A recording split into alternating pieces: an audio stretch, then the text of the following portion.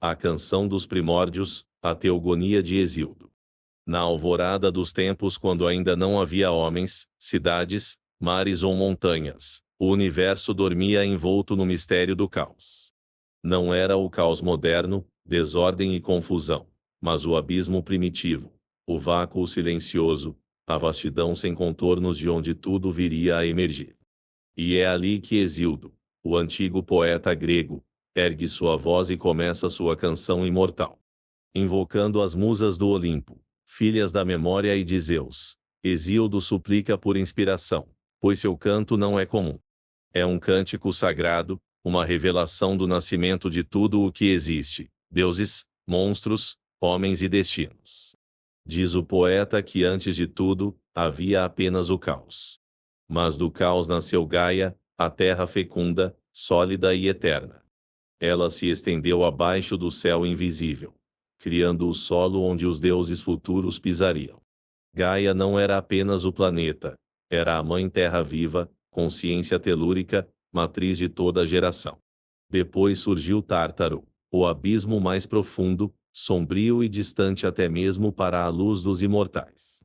E nasceu também Eros, o amor primordial, força coesiva que uniria os corpos e permitiria a criação. Não era o amor romântico, mas a energia cósmica que impulsionava a união e a multiplicação da vida. Com o tempo, Caos gerou Nix, a noite, e Erebo, a escuridão. E da união desses dois nasceram Éter, o ar celeste, e Hemera, o dia. Assim, luz e sombra começaram a dançar a primeira dança cósmica, delineando o ritmo do universo. Gaia, por si mesma, pariu Urano, o céu estrelado, que se estendeu sobre ela como amante e guardião. Com ele, conceberia uma linhagem sagrada, os titãs. E o mundo passou a pulsar com o poder da geração divina. Gaia, senhora da fertilidade cósmica, uniu-se a Urano, e desta união celeste nasceu uma prole majestosa. Vieram ao mundo os 12 titãs. Esses são eles: Oceano, Céus, Crio, Hipérion, Jápeto, Teia, Reia, Temis, Mnemosine, Febe, Tétis, e Cronos, o mais jovem e o mais astuto de todos. Surgiram também os 3 ciclopes, seres de um único olho no centro da testa, artífices do trovão, do relâmpago e do raio. E vieram ainda os hecatônquios, gigantes de 100 mãos e 50 cabeças, monstros de força descomunal, cujo poder fazia estremecer os pilares do mundo. Urano, ao ver seus filhos terríveis e poderosos, temeu que fossem sua ruína. Com receio de perder sua supremacia, ocultou-os nas entranhas da terra, forçando Gaia a suportar em seu ventre a dor do confinamento. A terra gemeu, ferida por seu companheiro, e em seu sofrimento concebeu um plano. Forjou então uma grande foice de aço adamantino e procurou entre seus filhos um que tivesse coragem de usá-la.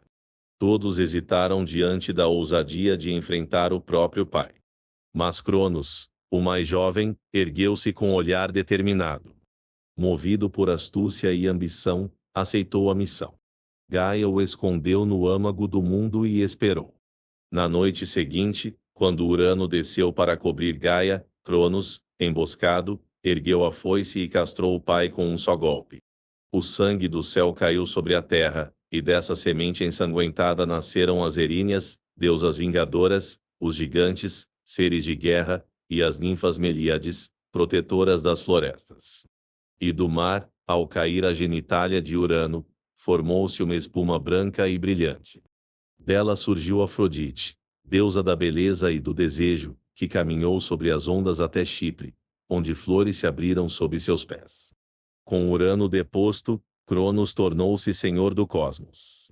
Mas herdou de seu pai uma terrível profecia: assim como ele destronara Urano, seria um dia destronado por um de seus próprios filhos.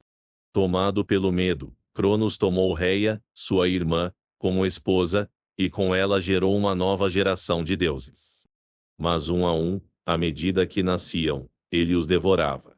Engoliu um a um, começando por Hestia, Demeter, Hera, Hades e Poseidon, confinando-os em seu ventre, como outrora Urano fizera com os titãs.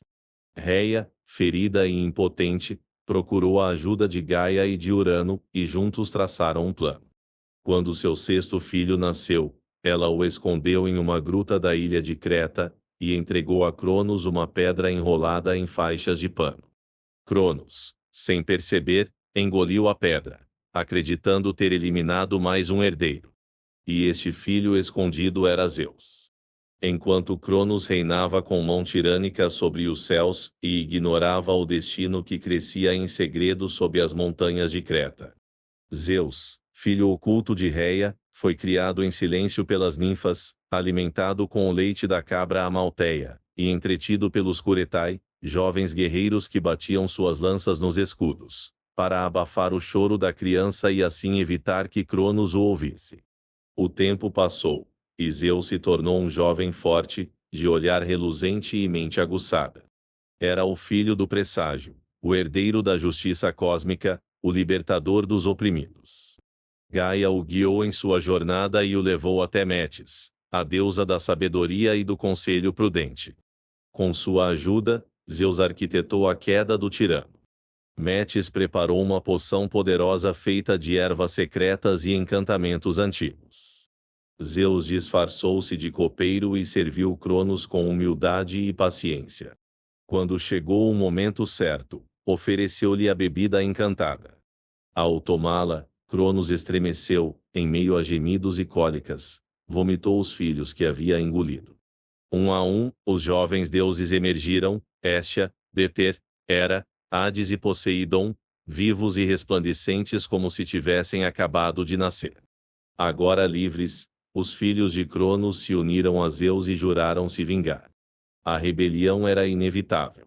Os céus se obscureceram com os ventos do conflito, e o mundo preparou-se para a maior guerra que já havia conhecido, a Titanomaquia. Durante 10 anos, deuses e titãs travaram uma batalha cósmica que sacudiu os pilares do mundo. Os titãs, liderados por Cronos, marcharam do Monte Otris, enquanto os deuses comandados por Zeus se fortificaram no Monte Olimpo. Raios incendiavam o firmamento, mares ferviam, montanhas tremiam. Gaia, ferida novamente pela violência de seus filhos, gemeu nas profundezas. Percebendo que a guerra se estendia sem fim, Gaia revelou a Zeus um segredo: os hecatônquiros e os ciclopes, aprisionados no Tártaro, eram a chave para a vitória. Com coragem, Zeus desceu até o abismo com seus irmãos, e enfrentou os guardiões do inferno. Libertou os ciclopes, que em agradecimento forjaram-lhe o raio, a arma suprema do céu. E a Poseidon, deram um tridente que fende os mares. A Hades, o elmo da invisibilidade. Com esses novos poderes, os deuses renovaram sua força e lançaram um ataque decisivo. Zeus, brandindo o raio flamejante, destruiu as fortalezas titânicas. Os ciclopes abriram caminho com explosões de fogo. Os hecatônquiros, com 100 braços, lançaram pedras do tamanho de montanhas contra os inimigos. Por fim, Cronos caiu. Com a queda de Cronos, os titãs foram capturados pelos vitoriosos deuses. Zeus, agora senhor do raio e da justiça, reuniu um conselho com seus irmãos. Decidiram que os titãs deveriam pagar por seu antigo domínio opressor. Assim, foram lançados ao Tártaro, aprisionados nas trevas mais profundas do universo. Os hecatônquiros, libertos e agora aliados dos olímpicos, tornaram-se seus guardiões eternos, vigiando com 1000 olhos e 100 braços os portões do abismo. Mas nem todos os titãs foram condenados. Oceano, por sua neutralidade, foi poupado. Temis, a deusa da ordem e da lei, tornou-se conselheira de Zeus. Mnemosine, a memória, foi honrada como mãe das musas. A nova era não era feita apenas de destruição, ela também preservava o que era sábio e essencial.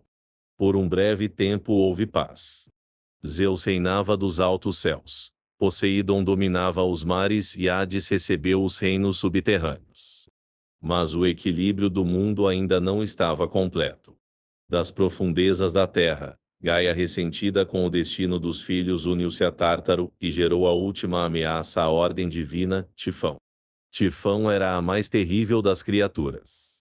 Suas asas tocavam os céus, seus olhos fulguravam com fogo, e sua voz fazia as montanhas tremerem. De sua boca saíam línguas de chamas, e suas mãos empunhavam serpentes vivas. Era o monstro do caos absoluto, a tempestade viva que desafiava o cosmos. Ao ver sua ascensão, os deuses temeram. Por um momento fugiram para o Egito, assumindo formas de animais para se ocultarem, mas Zeus permaneceu. Montado em seu carro alado, armado com o raio forjado pelos ciclopes, enfrentou Tifão num duelo que abalou o firmamento. O combate durou vários dias. Tifão lançou montanhas, que Zeus partiu com relâmpagos. O monstro escalava os céus, cuspia fogo, quebrava os ventos. Mas Zeus, com fúria justa, lançou o raio final que perfurou o coração da criatura. Tifão caiu urrando e foi aprisionado sob o Monte Etna, de onde seus rugidos ainda ecoam sob a lava ardente. Com Tifão vencido, Zeus, enfim, estabeleceu a ordem definitiva do universo. Os céus pertenceriam a Zeus. Os mares a Poseidon. E o mundo dos mortos, a Hades. A terra seria comum a todos. As divindades se reuniram no Olimpo, montanha sagrada entre céu e terra, onde se assentaram em tronos de ouro e cristal. Ali, começou o reinado dos deuses olímpicos. A ordem substituiu o caos. As estações começaram a girar, as estrelas seguiram seus cursos, e os homens, criados por Prometeu, começaram a povoar a terra. Com os céus em ordem e os titãs derrotados, a nova era dos olímpicos se instalou sobre o mundo. Mas nem tudo estava completo. Faltava a criação de uma raça que ocupasse a terra, os mortais, os homens. Foi então que surgiu Prometeu, um titã de espírito livre, dotado de astúcia e compaixão, que se voltou não contra os deuses, mas a favor da humanidade. Prometeu, filho de Jápeto, amava os homens. É dito que ele mesmo os modelou com barro úmido à imagem dos deuses, e deu à humanidade o sopro da vida. Ensinou aos humanos as artes, as ciências, o uso do fogo, os segredos da arquitetura e da medicina. Mas sua maior dádiva, e também sua condenação, viria do conflito entre a liberdade dos homens e o domínio dos deuses. Zeus, Senhor Supremo, desejava que os homens fossem submissos à sua autoridade, oferecendo-lhe os melhores tributos. Mas Prometeu, desejoso de proteger os mortais da tirania divina, enganou Zeus durante um sacrifício cerimonial. Separou a carne e os ossos de um boi, cobrindo os ossos com gordura brilhante e escondendo a carne sob entranhas escuras. Apresentou ambas as porções ao deus, pedindo que escolhesse. Zeus, enganado pela aparência lustrosa, escolheu os ossos. Desde então, os homens passaram a oferecer aos deuses apenas os ossos e a gordura nos rituais, ficando com a carne nobre para si. Furioso pela astúcia, Zeus puniu Prometeu, retirando-lhes o fogo, símbolo da técnica, do progresso e do espírito. Mas Prometeu, desafiando a vontade do rei do Olimpo, desceu oculto ao mundo dos mortais e roubou o fogo do céu. Escondeu-o num caule oco de férula e o devolveu aos homens, reacendendo a chama da civilização. O mundo brilhou novamente, mas o preço da dádiva seria amargo. Zeus, encolerizado, ordenou a criação de uma vingança sutil, uma mulher encantadora, moldada pela arte dos deuses. Hefesto a formou em argila, Atena deu-lhe sabedoria e habilidades manuais, Afrodite ofereceu-lhe beleza e sedução, Hermes infundiu-lhe astúcia e persuasão. Essa mulher seria chamada Pandora, aquela que recebe todos os dons. Com um sorriso doce e olhos que ocultavam mistérios, Pandora foi enviada aos homens com uma jarra selada, um presente supostamente benigno. Epimeteu, irmão de Prometeu, ignorando os avisos do irmão, acolheu Pandora como esposa. Mas movida pela curiosidade plantada pelos deuses, Pandora abriu a jarra. E dela escaparam todas as calamidades do mundo, a dor, a doença, a fome, a guerra, a tristeza e a morte. Espíritos alados e sombrios espalharam-se pela terra, tocando cada canto, cada coração. Somente a esperança permaneceu no fundo da jarra, presa sob a tampa fechada às pressas. Assim nasceu o sofrimento humano, não como castigo apenas, mas como consequência do dom da liberdade, do fogo e da consciência. Prometeu, por sua rebeldia, foi acorrentado a um penhasco nas montanhas do Cáucaso. Ali, um abutre enviado por Zeus devorava seu fígado diariamente, que se regenerava a cada noite. Sua dor era eterna, mas também seu sacrifício. Com a ordem estabelecida e a humanidade povoando a terra sob o olhar atento dos deuses, o Olimpo resplandecia como o trono sagrado das divindades. A morada dos imortais erguia-se acima das nuvens, inalcançável pelos mortais, cercada por um brilho eterno e por ventos que jamais cessavam. Lá, cada deus ocupava seu assento, presidindo aspectos essenciais do universo. Zeus, o mais poderoso, governava os céus e o raio. Sua voz era a da justiça e da ordem. Com Metis, deusa da sabedoria, concebeu Atena, que nasceria da própria cabeça de Zeus, armada e pronta para a guerra e a razão. Com Temis, gerou as horas, deusas das estações e da ordem social, e também as moiras, fiandeiras do destino que teciam, mediam e cortavam o fio da vida.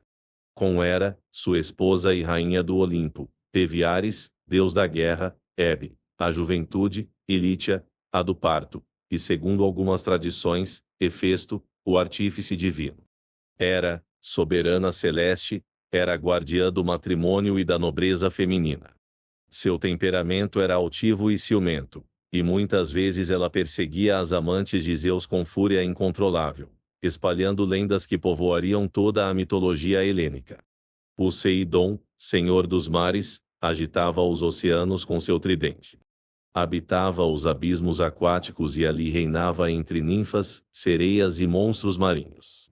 Era pai de criaturas míticas como o cavalo alado Pégaso e o ciclope Polifemo. Hades, por sua vez, dominava o mundo subterrâneo. Seu reino, sombrio e silencioso, era o destino final das almas.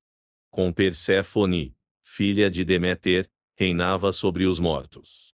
Perséfone fora raptada por Hades e levada para o mundo inferior, e sua mãe, em desespero, suspendeu o ciclo da fertilidade na terra.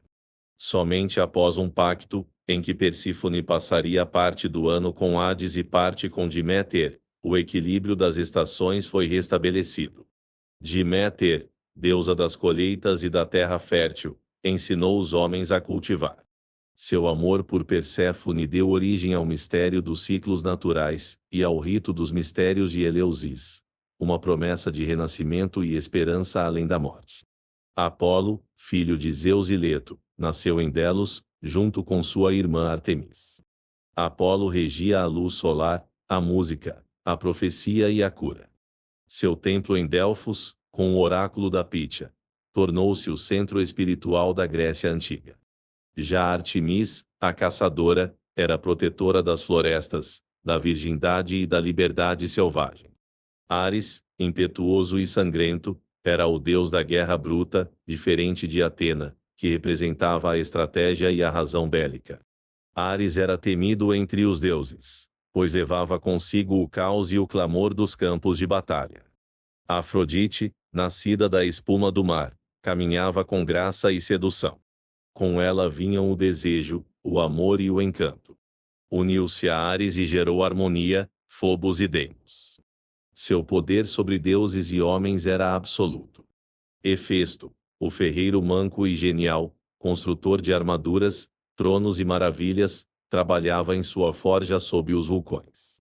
Foi ele quem moldou Pandora e as armas de inúmeros heróis. Hermes, mensageiro de sandálias aladas, nasceu da união de Zeus com Maia. Era o patrono dos viajantes, comerciantes e ladrões, e conduzia as almas ao reino de Hades. Sua esperteza e fluidez faziam dele um dos deuses mais versáteis e queridos. Dioniso, nascido de Semele e Zeus, chegou por último ao Olimpo. Era o deus do vinho, do êxtase e da loucura sagrada. Seu culto, permeado por danças, visões e transes, conectava os mortais à dimensão divina de forma caótica e libertadora.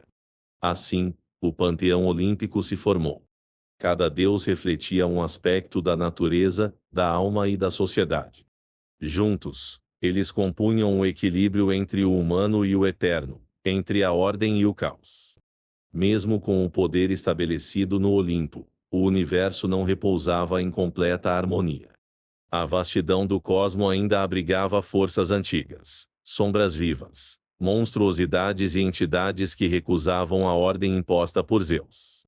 O mundo dos deuses era uma tapeçaria em constante tensão entre luz e trevas, nascimento e destruição, eternidade e mutação. Entre os muitos descendentes de Gaia e Tártaro, estavam monstros temíveis como Equidna, a mãe de todos os horrores, e seu companheiro Tifão. Juntos, eles geraram criaturas terríveis. Cérbero, o cão de 3 cabeças que guardava os portões do submundo, a Hidra de Lerna, com suas múltiplas cabeças regenerativas, a Quimera, metade leão, metade cabra e serpente, e a Esfinge, enigma vivo que devorava os que não sabiam responder suas perguntas. Esses seres, apesar de derrotados pelos heróis que surgiriam séculos depois, representavam a resistência das forças arcaicas contra a nova ordem. A cada geração, o equilíbrio entre o divino e o terreno se tornava mais frágil, e era nesse espaço que nasciam os heróis, filhos dos deuses com mortais, sendo esses, cruzamentos sagrados entre o Olimpo e a Terra. Zeus, ao se unir a mulheres mortais, gerou semideuses destinados à glória e à dor. Dentre eles estava Heracles, conhecido como Hércules, filho de Alcmena, o mais forte dos homens, destinado a cumprir os 12 trabalhos e alcançar a imortalidade.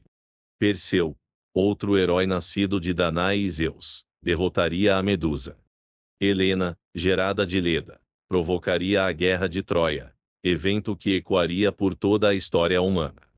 Esses heróis, embora parte divina, viviam entre os mortais e carregavam o peso do destino.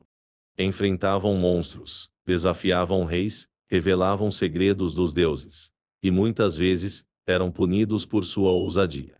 Eram pontes entre os mundos, e suas histórias mostravam aos homens que o sofrimento, a honra e a busca por sentido eram partes de uma mesma jornada. No centro de todas essas histórias estava o conceito de destino, ou moira. Nenhum deus, nem mesmo Zeus, podia evitar completamente o que as moiras haviam tecido. Cloto fiava ao fio da vida, Laquesis o media, e Atropos o cortava. Os homens, os heróis e até os deuses estavam submetidos a esse princípio superior, uma força que não era uma divindade, mas um poder mais antigo e inquestionável. Ainda assim, os deuses buscavam influenciar os acontecimentos. Por meio de oráculos, profecias e sonhos enviados até os mortais, eles moldavam seus caminhos. Muitas vezes apareciam em formas disfarçadas para testar reis e pastores, sacerdotes e guerreiros. Quem honrava os deuses recebia bênçãos, quem os desafiava, colhia a ruína.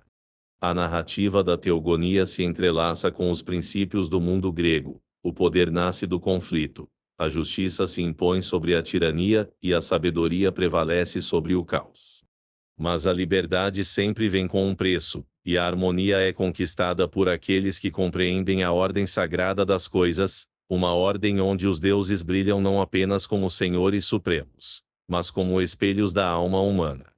Embora o Olimpo estivesse preenchido com os grandes deuses regentes e os heróis caminhassem entre os homens, o universo de Hesíodo ainda pulsava com figuras ocultas, potências discretas e entidades que ligavam os domínios celestes ao mundo visível. A teogonia não era apenas a genealogia dos grandes deuses, mas também um atlas do espírito e da matéria, no qual cada parte da natureza, cada canto do mundo, possuía seu próprio espírito divino. Entre os muitos descendentes de Gaia, Pontos e outros titãs, surgiram os deuses das águas, do vento, das montanhas e das árvores. As ninfas floresciam como manifestações femininas das forças naturais, divindades menores que habitavam rios, fontes, florestas e vales. Eram imortais ou longevas, sensíveis e belas, muitas vezes amadas por deuses imortais, e presentes nos contos da origem das flores, das águas e dos ciclos sazonais. As Oceanídees, filhas do titã Oceano e de Tétis, eram centenas de espíritos aquáticos que fluíam com os rios e os mares. Dentre elas, muitas eram mães de heróis, deusas menores ou esposas de outros deuses. Do mesmo modo, os rios eram deuses masculinos, como Nilo, Istro e Alfeu, cada um representando o curso vital da água em seu território. Do ventre de Eos, a deusa da aurora, nasciam os ventos, Bóreas, o vento do norte, Noto, do sul, Zéfiro, do oeste, e Eurus, do leste. Cada sopro de vento, suave ou furioso, era a expressão de uma vontade divina, e os antigos sabiam que toda mudança nos céus trazia presságios e verdades ocultas. Nêmesis, filha da noite, emergia como a deusa da vingança justa. Ela personificava a reação inevitável à hibris, o orgulho excessivo, a insolência contra os deuses. Onde houvesse desmedida, Nêmesis corrigia o equilíbrio, muitas vezes trazendo ruína a reis e heróis que ultrapassavam seus limites. Eris, a discórdia, também filha da noite, semeava conflitos e invejas. De seu seio nasceram a luta, a morte, a fome, a mentira, e muitas outras personificações sombrias. Eram lembradas em tempos de guerra, quando os homens perdiam a razão e eram levados ao desespero pelo sopro dessas entidades. Outras forças arcaicas como Hipnos o sono e Thanatos a morte, circulavam entre os mundos, silenciosas e imparáveis. Hipnos podia adormecer deuses e homens com seu toque leve, enquanto Thanatos vinha calado e certeiro, sem remorso, sem piedade, cumprindo a sentença das moiras. Mesmo o universo celestial abrigava criaturas eternas como as Hespérides, guardiãs do jardim ocidental onde cresciam as maçãs douradas da imortalidade. Ali, entre o ocaso e o limiar do mundo, vivia também Ladon, o dragão que nunca dormia, enroscado nos galhos do pomar sagrado. Outros seres viviam nos confins do mundo, as graças, que regiam a beleza, o esplendor e a alegria, as musas, filhas de Zeus e Mnemosine, que inspiravam poetas, músicos e sábios com visões da verdade e da harmonia. Hesíodo mesmo se declarava iniciado por elas, tendo recebido seu bastão e sua voz ao pastorear seu rebanho no sopé do Monte Helicão. Cada montanha, cada caverna, cada árvore antiga era lar de um nume, de uma alma divina. O mundo era vivo e repleto de consciência, e os deuses não estavam apenas no céu, mas também sob as pedras, nos murmúrios das folhas, nos brilhos do mar e nos cantos da noite. A teogonia, nesse sentido, não era apenas cosmogonia. Era uma revelação do mundo como o corpo animado dos deuses. Para o poeta e para o iniciado, caminhar pela terra era pisar sobre os véus do sagrado.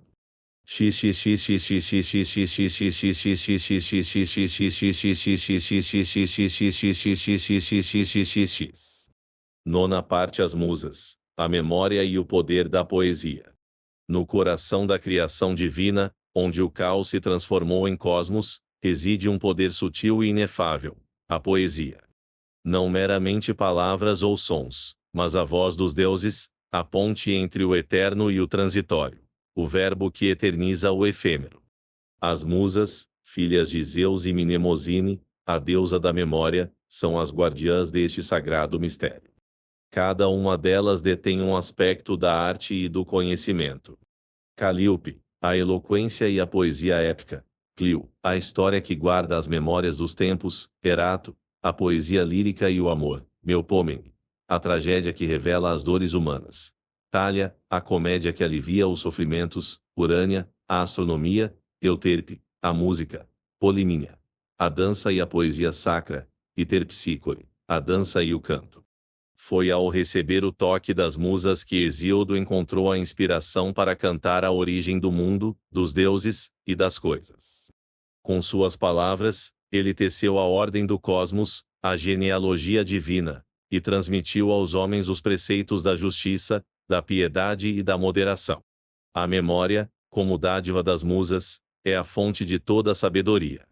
Pois o homem que esquece seu passado, que ignora as lições dos ancestrais e a vontade dos deuses, caminha para a ruína. Por isso, o poeta é um vidente, um sacerdote da verdade, um mensageiro entre os mundos. Ao entoar os mitos, ao narrar as batalhas dos deuses, ele mantém viva a chama da ordem e da harmonia, pois a palavra sagrada contém o poder de conjurar e preservar a estrutura da realidade. Hesíodo encerra sua grande epopeia proclamando a ordem que reina no cosmos. Os deuses do Olimpo, embora imperfeitos em suas paixões e conflitos, mantêm o equilíbrio do mundo. Zeus, o Supremo, vela pelo cumprimento da justiça, punindo os que desafiam os limites e recompensando os que vivem segundo a lei divina. A humanidade, nascida da mistura do barro e do sopro divino, carrega consigo a centelha dos deuses, mas também a fragilidade e o sofrimento. Entre as bênçãos e as maldições, os homens devem buscar a prudência, a reverência e o trabalho árduo para honrar a ordem universal. A hibris, o orgulho desmedido, é a maior ameaça ao equilíbrio, e a nêmesis, a vingança justa, age para restaurar o devido respeito. Mas mesmo em meio à dor, existe a esperança, representada pela última presença no jarro de Pandora. A esperança que ilumina os corações humanos, que permite a superação das adversidades e a busca pelo divino. Hesíodo, com sua voz firme e poética, entrega aos homens a chave para compreender o universo, o respeito pelos deuses, o reconhecimento do destino e a confiança na justiça que governa todas as coisas. Finalização triunfal: a eternidade do mito, a luz que jamais se apaga. Assim, a Teogonia de Hesíodo permanece um farol na história da humanidade, uma obra-prima que transcende o tempo e o espaço, ecoando em cada geração o mistério e a majestade do ser. Ela nos lembra que somos herdeiros de uma sabedoria ancestral, que nossas vidas estão entrelaçadas com as forças do cosmos, e que o respeito pela ordem divina é o caminho para a verdadeira grandeza. A voz do poeta ressoa, poderosa e serena, convidando-nos a ouvir a música das esferas, a contemplar o eterno movimento das estrelas e a reconhecer que, em meio ao caos aparente, reina uma ordem sublime e perfeita. Na Teogonia, o mito e a realidade se fundem, revelando que o universo é uma grande família de seres, onde o divino habita tanto nos céus quanto na alma humana. Portanto, que essa grande história inspire cada um a viver com coragem, humildade e reverência para que, como os deuses do Olimpo, possamos enfrentar os desafios, vencer as trevas e brilhar com a luz da justiça e da sabedoria.